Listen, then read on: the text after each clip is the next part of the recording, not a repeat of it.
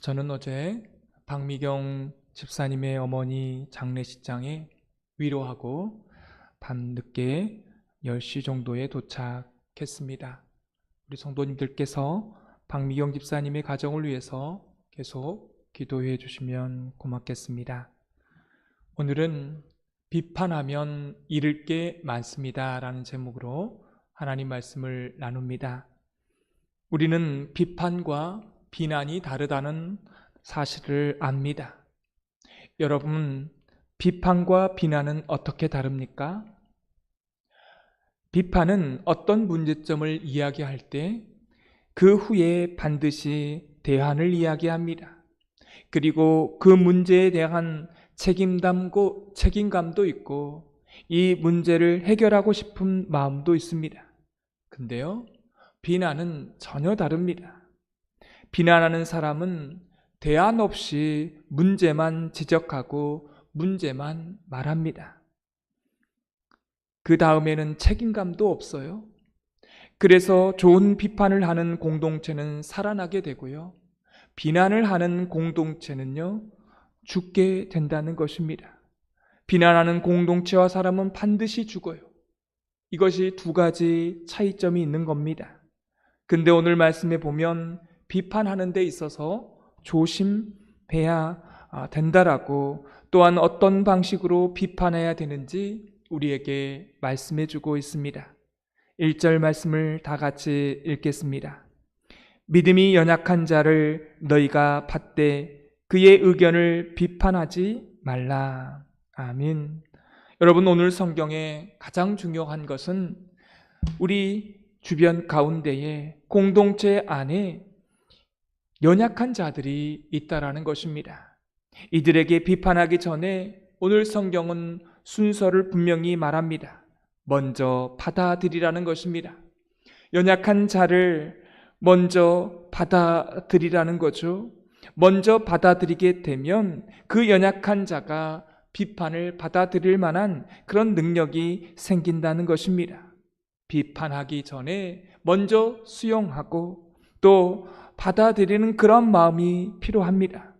연약한 자를 비판하지 말라, 이 말은 아예 비판하지 말라는 게 아닙니다. 먼저 받아들이면 그 연약한 자가 그 비판을 받아들일 수 있다는 겁니다. 참 이상한 것은요, 가정에도 마찬가지입니다.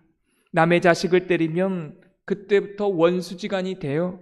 근데 내 자녀를 때리면 자녀가 집을 나가더라도 돌아오게 됩니다. 왜요? 먼저 우리가 그리스도 안에서, 또한 먼저 부모와 자식 간의 관계가 되어 있기 때문에 그런 것입니다. 오늘 성경은 이걸 말하고 있는 겁니다. 비판을 하는 건 좋아요. 그러나 믿음이 연약한 자에게 가장 먼저 필요한 것은 수용하라는 것입니다. 받아들이라는 것입니다. 교회 안에서나 가정 안에서도 마찬가지라는 거죠. 내 기준으로 모든 것을 바라보면 이것은 독선인 것입니다. 그래서 각양의 수준과 각양의 기대가 달라야 된다는 사실을 오늘 성경 2절을 통해서 말씀하고 있습니다. 우리 2절 말씀을 다 같이 읽겠습니다.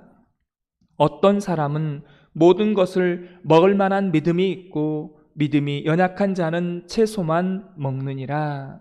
아멘. 여러분, 교회 안의 공동체를 보면 믿음이 연약한 자가 있고 또 믿음이 강한 자, 견고한 사람이 있습니다. 견고한 사람은 고기를 먹는 사람이라고 성경은 표현하고요.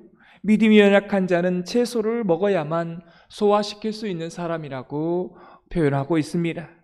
여러분, 교회 공동체 안에 비판을 잘못하면 그 비판을 나의 잣대로 놓고 나의 기준에 놓고 말하는 사람은요, 항상 나는 문제가 없다, 나는 성숙하다, 온전하다, 이렇게 생각합니다. 여기에 문제가 있는 것입니다. 여러분, 믿음이 연약한 자, 이 채소만 먹어야 소화되는 사람에게 고기를 먹이면 여러분 어떻게 될까요? 탈이 나는 겁니다. 소화가 안 돼요. 그러나 믿음이 강한 사람에게는 고기를 먹여도 됩니다. 그리고 엄격하게 요구해도 돼요. 그런데 믿음이 연약한 자는 채소만 먹어야 소화되는 자는요, 어떻게 해요? 섣불리 그런 사람에게는 비판하지 말라는 것입니다. 왜 그렇습니까? 그 비판으로 그 사람이 상처를 받게 됩니다. 여기서 중요한 것은 이건 직분과 아무런 상관이 없다는 것입니다. 사실 교회 공동체 안에 보면 직분이 있으나 연약한 자가 있고 직분이 없으나 또 강한 자도 있습니다. 그래서 여러분, 저분은 저런 직분이 있으니까 강할 것이다, 그렇게 생각하면 착각이고 오해입니다. 사실은 가까이서 깊이 바라보면 연약한 사람들이 따로 있고 강한 사람들이 따로 있습니다. 그것을 보면서, 그 사람의 상태를 보면서, 그 사람이 연약한지 강한 자를 보면서 또한 비판해야 될 내용들이 있다라면 가려서 해야 된다라고 성경은 말씀하고 있습니다. 오늘 성경은 그 다음에 이렇게 이어집니다. 초대교회 안에 보면 우상 제물의 논쟁이 있었습니다. 이 당시에는 시장에 유통되는 모든 고기가요, 다 이방 신전에서 사용했던 제물이 유통되었던 세상입니다. 모든 고기는 다 제물로 드려졌던 그 고기이고 그 고기가 시장에 유통되었던 것입니다. 여러분, 이방 제단에서 제사하고 난 그 제물, 그 고기를 기독교인이 먹어야 됩니까? 아니면 먹지 말아야 됩니까? 성경에 보니까 두 종류의 사람이 있었던 것 같습니다. 절대 먹어서는 안 된다, 이 사람의 논리는요, 우상 제물이기 때문에 그렇게 말한 것입니다. 또 어떤 사람은 절대 먹어도 된다, 그것은 그냥 고기이기 때문이다, 이렇게 두 종류의 사람이 나타났다는 것입니다. 여러분, 이때 이 문제를 사도 바울은 어떻게 해결합니까? 사도 바울은 믿음이 연약한 자가 우리가 우상 제물을 먹는 것을 바라보면 시험이 될 수도 있다, 그래서 사도 바울은 평생 고기를 먹지 않았습니다. 그리고 사실은 먹는 사람에게도 자유함을 주었어요. 그건 그냥 고기일 뿐이다 라고 한 것입니다. 그런데 나는 믿음이 연약한 자를 위해서요 그냥 배려할 뿐이다, 그래서 내가 먹지 않는 것이다 라고 하는 것입니다. 사랑하는 성도 여러분, 고기를 먹고 안 먹고의 사실은요, 진리와는 아무런 상관이 없습니다.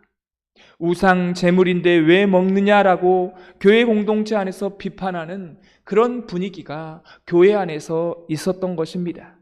그래서 오늘 3절은 이렇게 말씀합니다. 이 3절을 읽으시면 이해가 돼요. 우리 다 같이 3절을 읽도록 하겠습니다. 먹는 자는 먹지 않는 자를 업신여기지 말고 먹지 않는 자는 먹는 자를 비판하지 말라. 이는 하나님이 그를 받으셨습니다. 아멘. 여러분, 여기서 중요한 게 있어요. 먹는 자와 먹지 않는 자가 있습니다. 이게 다 뭘로 구분되어 있습니까? 고기를 먹느냐 먹지 않느냐 문제로 구분되어 있습니다. 근데 오늘 성경은 아주 다른 관점을 말합니다.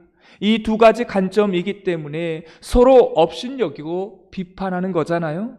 그런데 성경은 또 하나의 제3의 관점을 말하고 있습니다. 하나님이 그 둘 다 받으셨다는 것입니다. 먹는 자는 단백질을 채워야 되니까 먹는 거고요, 또 그렇게 먹는 것으로 받아들였다는 것입니다. 저 사람들은 신앙의 어떤 문제도 여기지 않고 그냥 하나님이 주신 고기로 알고 먹었다는 거고요, 또 먹지 않는 자는 저 사람도 믿음이 연약한 자를 위해서 배려하는구나 하면서 하나님이 그를 받으셨다라는 것이죠. 근데 여기서 받으셨다라는 말은 인정했다라는 말도 있지만 먹는 자나 먹지 않는 자나 다 내 백성이라는 뜻입니다. 할렐루야. 먹는 자도 신앙적 동기로 먹었어요. 왜요?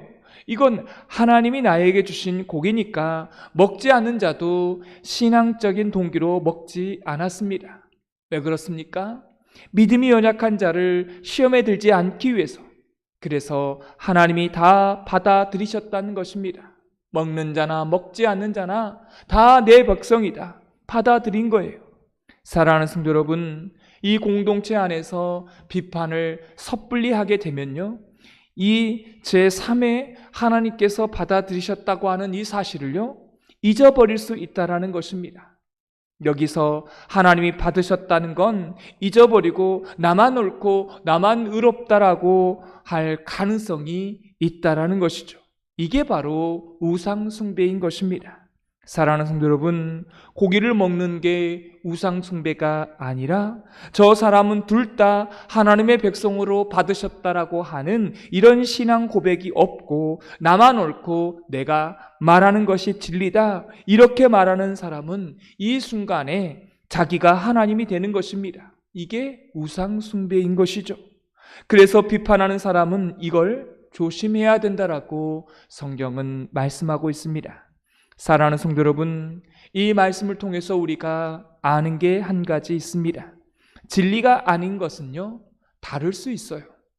이걸 우리는 항상 잊지 말아야 할 것입니다. 진리인 것은 우리가 고집해야 되지만 진리가 아닌 것은 다양한 것이 좋습니다. 그러면 오늘 말씀을 통해서 아까 책임도 없이 사랑도 없이 비판하게 되면 잃은 것들이 있다라고 또 말씀한 것입니다. 그 잃은 것 성경은 소개하고 있습니다. 여러분, 가정에도 이 비판을 잘못하게 되면 비난이 되는 것입니다. 그러면 자녀들이 죽게 되고요, 남편이 죽게 되고요, 아내가 죽게 됩니다. 영적으로 심적으로 죽게 되는 것입니다. 그래서 우리가 대안을 주고 이런 성경적인 방법으로 우리가 온전한 비판을 해야 하는 것입니다. 저는 비판하지 말라, 이 말은 문제를 보고 그냥 넘어가라, 그런 의미가 아니라고 생각합니다. 그래서 어떤 방식으로 해야 되는지, 또 우리가 무엇을 잃은지를 한번 바라보기를 원합니다. 우리 4절 말씀을 다 같이 읽겠습니다. 남의 하인을 비판하는 너는 누구냐? 그가 서 있는 것이나 넘어지는 것이 자기 주인에게 있음에 그가 세움을 받으리니 이는 그를 세우시는 권능이 주께 있음이라. 아멘. 여러분, 그래서 교회 형제를 비판하는 것을요, 조심해야 됩니다. 왜냐하면 그를 하나님이 받으셨는데 그를 비판하고, 근데 여기서 이 비판은요, 비난에 가까운 것입니다. 이 비난을 하는 것은 사랑도 없이 또 내가 책임져야 되는 그런 마음도 없이 칼질을 하는 것은 하나님을 잃어버릴 수 있다라는 것입니다. 사랑하는 성도 여러분, 비판 이전에 우리는 한 형제임을 날마다 잊지 말아야 할 것입니다. 또한 오늘 5절 말씀에 보면 대안을 말씀하고 있습니다. 5절 말씀을 다 같이 읽겠습니다. 어떤 사람은 이 날을 저 날보다 낮게 여기고 어떤 사람은 모든 날을 같게 여기나니 각각 자기 마음으로 확정할지니라. 아멘. 어떤 사람은 이 날을 소중히 여기고 어떤 사람은 저 날을 소중히 여기는 사람이 있다는 것입니다. 그렇죠? 성경은 말합니다. 진리가 아닌 것은 자기 마음에 확정하면서 살아가면 된다라고 말씀하고 있습니다. 그런데 사람들은 이 진리가 아닌 것을 가지고 서로 다투고, 다툼이 지나다 보면 나중에 관계까지 깨지는 것을 봅니다. 그런데요, 우리는 먼저 이렇게 다투기 전에 수용하는 자세가 필요합니다. 수용하고 받아들이지 못하니까 사실은 문제가 해결되지 않는 것입니다. 먼저 받아들이고 받되 또 책임지겠다라고 하는 마음과 사랑의 마음으로 하면 이게 그들에게 전달될 수 있다라고 하는 사실입니다. 우리 6절 말씀을 다 같이 읽겠습니다. 나를 중히 여기는 자도 주를 위하여 중히 여기고 먹는 자도 주를 위하여 먹으니 이는 하나님께 감사하며 먹지 않는 자도 주를 위하여 먹지 아니하며 하나님께 감사하느니라. 여러분 보십시오. 먹는 자도 누구를 위하여요? 하나님을 위하여 먹고요. 먹지 않는 자도 하나님을 위하여 먹지 않습니다. 왜요? 믿음이 연약한 자를 시험에 들지 않겠다라는 것입니다. 근데 중요한 게 있습니다. 결론은 둘 다 감사함입니다. 이 비판에 익숙해져 있는 사람들의 특징이 있어요. 다 감사가 없습니다. 고맙다는 말이 없어요. 우리가 살아갈 때 고마운 일이 얼마나 많습니까? 살아있다는 게 고맙고, 함께 예배 드릴 수 있다는 게 고맙고, 살아주는 게 고맙고, 이런 말 한마디를 안 하고, 이런 말이 습성을 잃어버린 거예요. 어떤 사람이요? 비판하는 사람은 그래요. 감사를 잃어버린 것입니다. 감사하다, 이 말 한마디만 하면 공동체가 다 사는데, 가정이 사는데 이 말을 하지 않고 비판하는 사람이 있다면 여러분, 그 사람 곁에 가고 싶겠어요? 아니면 안 가고 싶겠어요? 안 가겠죠. 그래서 이런 사람은 어때요? 사람이 없는 겁니다. 그래서 다 사람이 없기 때문에 외로운 거예요. 사람이 다 떠납니다. 왜냐하면 그 사람 옆에 있으면 힘드니까. 지적하고 문제만 말하고 대안도 없고 책임도 없고 사랑도 없고 공동체 안에 이 비판에 능한 사람을 보면요, 주변이요 다 죽어갑니다. 근데 사랑하는 성도 여러분, 우리 예수님은 그렇게 하지 않으셨어요. 나는 바리새인, 나는 신앙적으로 완벽하다고 말하는 자칭 유대인, 자칭 바리새인들에 대해서 비판을 했지, 우리 예수님은 가늠한 자에게, 또한 세리들에게, 장기들에게는 비판하지 않았습니다. 사랑하는 성도 여러분, 이 말씀을 통해서 제가 여러분에게 도전합니다. 비판이 여러분의 입에 익숙해지지 않도록 하시기를 바랍니다. 익숙해지면 안 돼요. 그건 잃을 게 너무 많은 거예요. 첫째는 하나님을 잃게 됩니다. 여러분, 우리가 수술을 한다고 합시다. 수술을 하면 어떻게 해요? 쫙 잽니다. 날카로운 메스로 수술을 하려면 째야 됩니다. 근데 쬐 놓고 그냥 가버리는 거예요. 그럼 어떻게 됩니까? 죽게 되는 것입니다. 쬐으면 꼬매야죠. 어떻게 꼬맵니까? 눈물로, 사랑으로, 은혜로 꼬매는 것입니다. 할렐루야. 그래서요, 가정도 살고 공동체도 사는 것입니다. 여러분, 가정도 마찬가지입니다. 교회도 대안을 말하지 않으면요, 여러분 말하지 마십시오. 그게 유익이 된다는 거예요. 대안 없이 말하는 것은 수술을 할 때 칼로 째고 그냥 가버리는 거나 마찬가지입니다. 그래서 하나님을 잃게 되고요, 또 중요한 것은 감사를 잃어버리게 된다는 것입니다. 이게 바로 성경의 정신이에요. 그래서 우리 삶이 황폐하게 되는 것입니다. 여러분, 감사를 입에 달고 사셔야 됩니다. 그런 사람들이 비판하면 그 비판이요 먹히게 돼요. 그런데 항상 비판하는 사람이 비판을 하면요, 쬐고 또 쬐고, 그래서 메스의 해부를 당하는 사람은 그냥 어떻게 됩니까? 끝내는 죽게 되는 것입니다. 오늘 성경은 말합니다. 그러지 말라는 것입니다. 하나님을 잃게 되고 감사를 잃어버리게 되고 나의 영성을 잃어버리게 되고 주변 사람을 다 떠나게 되고 홀로 고립되고 그 옆에 있으면 짜증나고 싫기 때문에 그 주변에 사람들이 없는 것입니다. 여러분, 한번 생각해 보십시오. 말만 하면 비판하고 트집 잡고 문제를 지적하고 이러니 여러분 얼마나 괴롭겠습니까? 근데 중요한 게 본인은 또 몰라요. 항상 책임지려고 하고 사랑하고, 근데 놀라운 것이 있습니다. 사랑하고 감사하는 사람은요, 참 놀라운 사실은 비판을 자제합니다.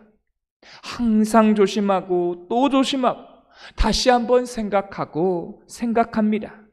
이런 하루가 될 때 여러분의 삶에 오늘 하루가 풍성한 하루가 될 줄 믿습니다. 오늘 비유로 말하면 고기를 먹는 자가 있으면 먹지 않는 자를 업신여기지 마십시오. 또 먹지 않는 자가 있으면 또 비판하지 마십시오. 먹는 자를 비판하지 마시고 그냥 먹는가 보다 라고 하면서 저 사람도 하나님의 영광을 위하여, 나도 하나님의 영광을 위하여 먹지 않고 이렇게 서로 윈윈하는 그런 그리스도 안에서의 사랑을 나누는, 소통하는 놀라운 역사가 저와 여러분 가운데 있게 되기를 소망합니다. 오늘 말씀에 느낀 점과 깨달은 점을 적어보시고, 해야 될 것과 하지 말아야 될 것을 한 가지씩 적어보시고, 이 말씀대로 사는 하루가 되게 해달라고 기도하는 시간 갖겠습니다. 기도하겠습니다. 하나님 아버지, 비판하면 잃을 게 너무 많습니다.